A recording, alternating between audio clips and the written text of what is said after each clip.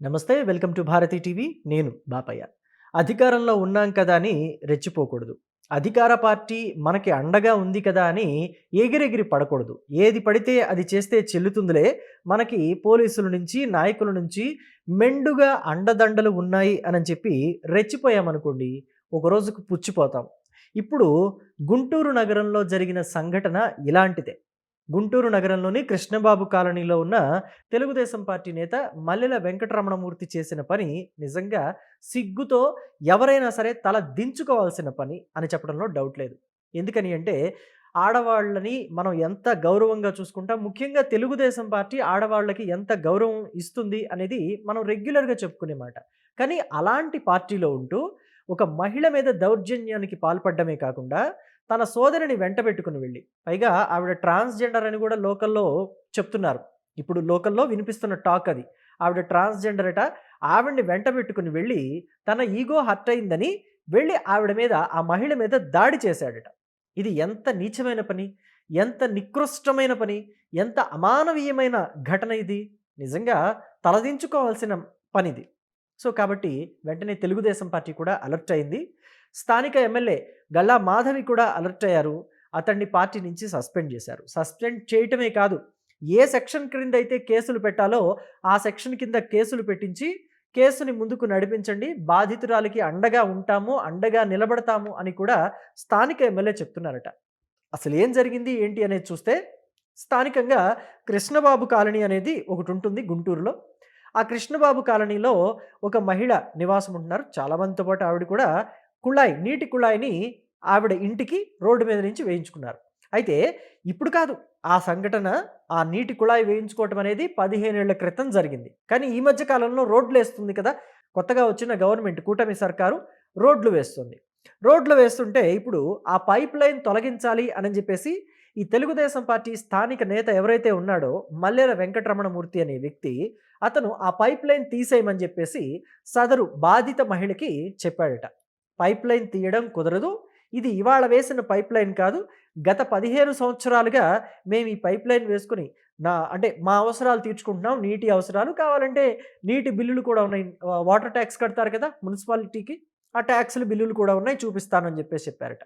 అక్కడికి శాంతించలేదు మిస్టర్ వెంకటరమణమూర్తి. వెళ్ళి మున్సిపాలిటీలో కంప్లెయింట్ ఇచ్చాడు. ఎవరికి కంప్లెయింట్ చేయాలో వాళ్ళకి చేశాడు.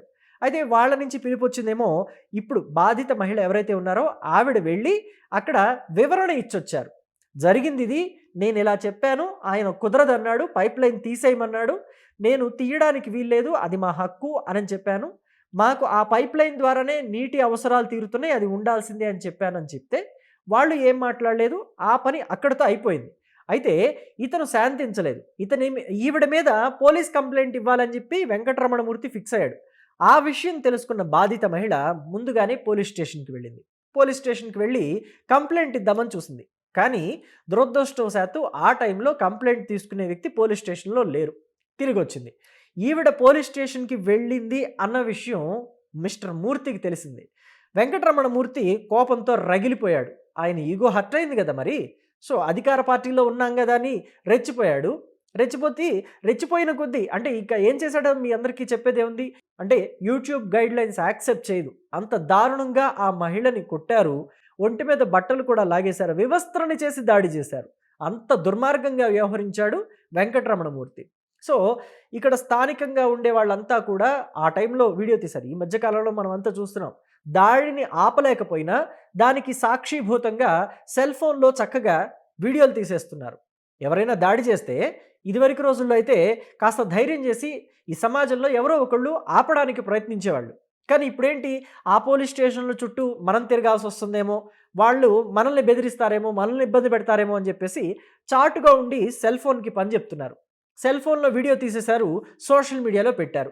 ఇప్పుడు వెంకటరమణ చేసిన ఆ అకృత్యమంతా గూడా ఇంటర్నెట్‌లో విపరీతంగా వైరల్‌గా మారింది. సో, ఇది పోలీసుల వరకు వెళ్ళింది. అతడి మీద యాక్షన్ తీసుకోవాలని జెప్పేసి స్థానికంగా ఉండే ప్రజలంతా కూడా డిమాండ్ చేస్తున్నారు. ఇప్పటికే పార్టీ సస్పెండ్ చేసింది. తెలుగుదేశం పార్టీ కాబట్టి నైతికంగా ఉండి సస్పెండ్ చేసింది అని జెప్పేసి స్థానిక తెలుగుదేశం పార్టీ, గుంటూరు స్థానిక తెలుగుదేశం పార్టీ నేతలంతా గూడా చెప్తున్నారు. ఖచ్చితంగా అతడి మీద చట్టపరంగా ఎలాంటి యాక్షన్ తీసుకోవాలో అలాంటి యాక్షన్ తీసుకోవడానికి కూడా రెడీగా ఉన్నాము. బాధితురాలు కేసు పెడితే ఖచ్చితంగా దాన్ని ముందుకి మూవ్ అప్ చేస్తాము. తెలుగుదేశం పార్టీలో మహిళల పట్ల అగౌరవంగా ప్రవర్తించే వాళ్ళకి స్థానం లేదు. అలాంటి వాళ్ళని మేము ఉపేక్షించేది కూడా లేదు అని చెప్పేసి తెలుగుదేశం పార్టీ స్థానిక నేతలందరూ చెప్తున్నారు. అయితే ఇలాంటి వాళ్ళు మానవత్వం లేకుండా, మర్యాద లేకుండా, మంచితనం లేకుండా, ఆడవాళ్ళ పట్ల నీచంగా ప్రవర్తించే వాళ్ళు పార్టీలో ఉంటే ఏ పార్టీకైనా అది డ్యామేజే. అది తెలుగుదేశం పార్టీకే కాదు, ఏ పార్టీకైనా డ్యామేజే. ఎంతో కష్టపడి కార్యకర్తలు అనక, లేకపోతే నాయకులు గనక, అలాగే పార్టీ అధినాయకుడు గానీ, లేకపోతే పార్టీ యువనేత గానీ, ఎమ్మెల్యేలు గానీ ఇంతమంది కష్టపడితే పార్టీ అధికారంలోకొచ్చింది. కానీ ఇలాంటి వాళ్ళ ఈగోలు, లేకపోతే వాళ్ళ పర్సనల్ గొడవలు, ఇలాంటి వాటి వల్ల పార్టీలకి చెడ్డ పేరొస్తుందంటే ఖచ్చితంగా ఆ పార్టీ దీన్ని సివియర్‌గా పరిగణించాల్సి ఉంటుంది. అయితే వైఎస్ఆర్ కాంగ్రెస్ పార్టీ ఇప్పుడు దీన్ని అస్త్రంగా మలుచుకునే పనిలో పడింది. బ్యాక్‌గ్రౌండ్ మ్యూజిక్, సాడ్ మ్యూజిక్ పెట్టి ట్విట్టర్‌లోను, ఫేస్‌బుక్‌ల్లోను, ఇన్‌స్టాగ్రామ్‌ల్లోను ఈ వీడియోని వైరల్ చేస్తున్నారు. నిజానికి ఒకవేళ మీకు ఆ వీడియో పెట్టాలనిపించినా బాధిత మహిళ మీద బ్లర్ ఏసి పెట్టాల్సింది. కానీ చాలామంది వైఎస్ఆర్ కాంగ్రెస్ పార్టీకి సంబంధించిన వాళ్ళు ఆ వీడియోలో బ్లర్ కూడా లేకుండా ఆ మహిళని వివస్త్రణ చేసి దారుణంగా కొడుతున్న వీడియోల్ని ట్విట్టర్‌లోను, ఇతరత్రా సోషల్ మీడియాలోను పోస్ట్ చేస్తున్నారు. సైబర్ క్రైమ్ డిపార్ట్మెంట్‌కి సంబంధించిన పోలీసులు దీని మీద ఖచ్చితంగా యాక్షన్ తీసుకోవాలి. ఎవరు కూడా ఇలాంటి దాడుల్ని ప్రేరేపించే విధంగానో, లేకపోతే కొంచెం అంటే ఆ దాడి చేసే టైంలోనో, లేకపోతే ఆ మహిళని వివస్త్రణ చేసే టైంలోనో వాటి మీద బ్లర్ కూడా లేకుండా వాటిని అలాగే యాజ్ ఇట్ ఈస్‌గా ప్రెజెంట్ చేస్తున్నారో ఖచ్చితంగా వాళ్ళ మీద యాక్షన్ తీసుకోవాల్సిందే. మీ దగ్గర సాక్ష్యాధారాలు ఉంటే పోలీసులకి ప్రొడ్యూస్ చేయండి, లేదా స్థానికంగా ఉన్న నేతలకి ప్రొడ్యూస్ చేయండి. కానీ వాటిని సోషల్ మీడియాలో దయచేసి పెట్టకండి. వాళ్ళకి మానాభిమానాలు ఉంటాయి, వాళ్ళకి కూడా మర్యాద ఉంటుంది, ఇంటి చుట్టుప్రక్కల వాళ్ళతో రేపు తలెత్తి మాట్లాడుకోవాల్సిన అవసరం ఉంటుంది. కానీ ఇలాంటివన్నీ చేసి వాళ్ళ పరువు తీయొద్దు దయచేసి. ఇక వైసీపీ విషయం అంటారా? గతంలో వైఎస్ఆర్ కాంగ్రెస్ పార్టీ అధికారంలో ఉండగా వైసీపీకి సంబంధించిన స్థానిక నేతల దగ్గర నుంచి పెద్ద పెద్ద నాయకుల వరకు, అంటే అంబటి రాంబాబు లాంటి వాళ్ళు ఎలా ప్రవర్తించారో, వాళ్ళ వీడియోలు, వాళ్ళ ఆడియోలు ఎలా వైరల్ అయ్యాయో, అలాగే అవంతి శ్రీనివాస్ లాంటి వాళ్ళ ఆడియోలు ఎలా వైరల్ అయ్యాయో, గోరంట్ల మాధవ్ లాంటి వాళ్ళ ఆడియోలు వీడియోలు ఎలా వైరల్ అయ్యాయో, అనంతబాబు లాంటి వాళ్ళ ఆడియోలు, వీడియోలు ఎలా వైరల్ అయ్యాయో మనమంతా చూసాం. కానీ వాళ్ళు కూడా ఇప్పుడు దీన్ని ఎన్‌కాష్ చేసుకునే పనిలో పడ్డారు. తెలుగుదేశం పార్టీ మానవత్వం లేకుండా ప్రవర్తిస్తోంది అని చెప్పేసి మాట్లాడే స్థాయికి దిగిపోయారు వాళ్ళు. అంటే వాళ్ళు చేసినవన్నీ మర్చిపోయారు. నేతలే అలా ఉన్నారంటే, ఒక అంబటి రాంబాబు, అవంతి, గోరంట్ల, అనంతబాబు ఇలాంటి వాళ్ళే అలా ఉన్నారంటే, ఆ పార్టీలో క్రింది స్థాయి నాయకులు, నేతలు ఎలా ఉన్నారో మీరే ఇంకా ఊహించుకోవచ్చు.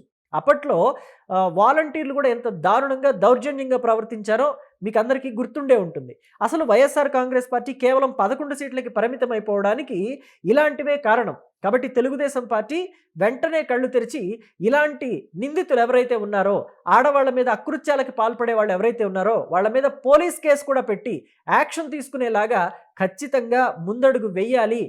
ఖచ్చితంగా సివియర్‌గా యాక్షన్ తీసుకోవాలి. కఠినంగా దీని మీద వ్యవహరించాలి అని చెప్పేసి సామాన్య ప్రజల నుంచి డిమాండ్ వినిపిస్తుంది. పార్టీ ఆ విధంగానే యాక్షన్ తీసుకుంటుంది అని చెప్పేసి పార్టీ తరఫు నుంచి కూడా కొంతమంది చెప్తున్నారు. మరి ఏం జరుగుతుంది ఏంటి అనేది తెలియాలంటే కొన్నాళ్ల పాటు వేచి చూద్దాం. Thank you.